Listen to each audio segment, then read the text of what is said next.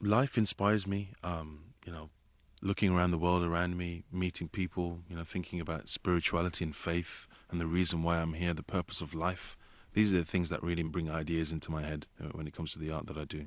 And it's not a natural thought as an artist to think, I know, I'll go out and do graffiti. Islamist graffiti, that's the way forward. That wouldn't come to many people in a dream as the way to promote their art.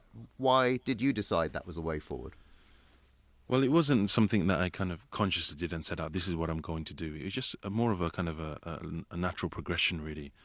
Me being kind of inspired by urban street graffiti, like any young person really out there that kind of heard and was amazed by this street art movement that came from the 80s and 90s of New York, and eventually rediscovering my faith as a Muslim. I was born a Muslim, but I was pretty much ignorant of my faith, really. Just like any youth who perhaps wouldn't be inspired by faith. Religion was something for boring and for old folks, right?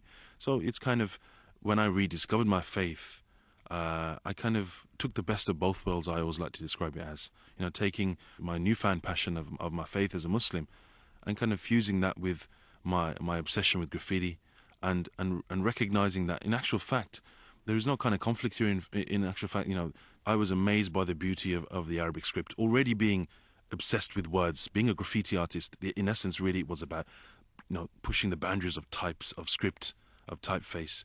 And when I discovered Islamic calligraphy, Arabic script, it blew me away. Anyone who perhaps can't even read the language, cannot deny the beauty and the elegance of the script, and the curves and the harmony of the script. Now, often you think of graffiti as urban and edgy. Those aren't words you usually associate with Islamic religion.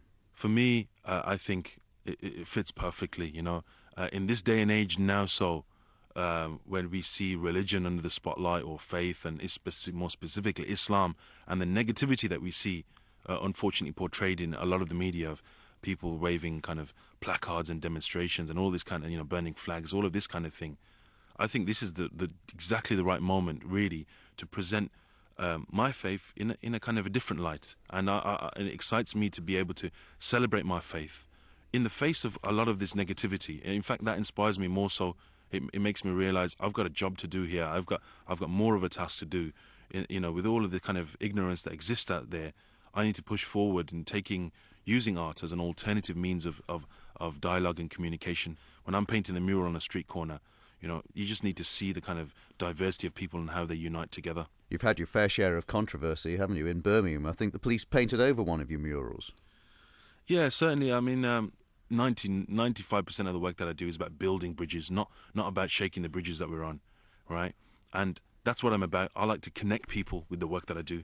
However, when it comes to a controversial topic, such as the situation in Gaza that happened earlier this year, me as an artist, I felt it was a responsibility to be able to present something in my work about that. Now, presenting that subject into the art that I do, obviously, is going to make some feel a discomfort. And there was some controversy in how the authorities painted over one of the murals, and I think they realized what a grave mistake that was, because what that did, that actually kind of united the community more. And we're talking about people of all faith, Muslim and non-Muslim, who were like, outraged at the fact that in the free society that we live in today, that I could be censored in this way. Tell us what it showed, because obviously people can't see it listening Of course, to the radio. Yeah. Very simple, really. I mean, it was something simple. I just said "Free Gaza," simple as that. Yeah, Free Gaza, showing a message of solidarity for the people of Gaza. And the great thing was, I painted it alongside young people who are of different faith. And a few years ago, you were in Chicago doing a mural there, I think, and local firemen said they wanted you to stop. That's right. Unfortunately, they couldn't understand or comprehend the message that I was doing. What was the message? What was the message on that occasion? It's amazing. It actually read "salam" in Arabic, which translates as the word for peace. Yeah. What did they think it said? Well, the middle letters of the word "salam" it's called the lam and the alif. The two middle letters, they kind of look like diagonal columns, right? And they assumed that I was doing the Twin Towers toppling over. Yeah. These were the middle letters of the word peace. It should be said that most places you go to, you get a pretty good reception, don't you?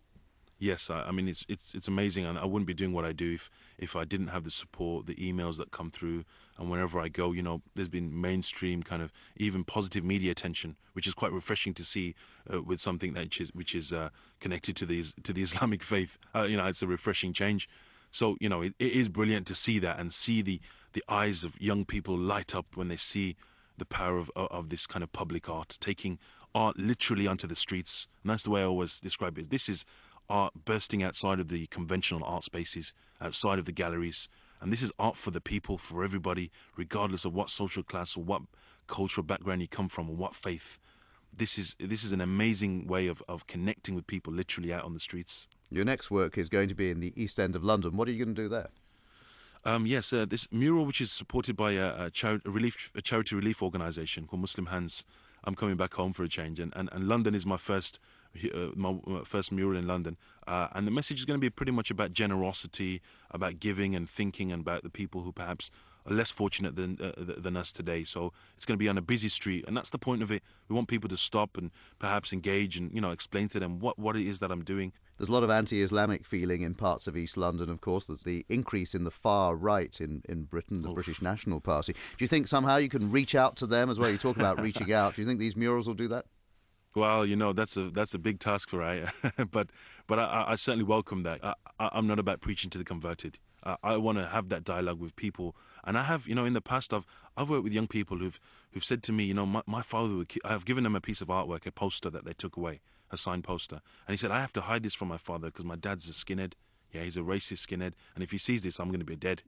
Now, for me, that gives me a great feeling that, hang on, wow, we need to do this, more of this, right? Really go out there and explain it to people and show people a different side, because what's happening is we have communities that are living in isolation, living in segregation, and they're not engaging with one another, and this is when the problems are brewing, because they don't have that opportunity to have that dialogue to say, I want to ask you a question, I'm not going to be afraid to ask it, be comfortable and be able to have this dialogue in a safe space.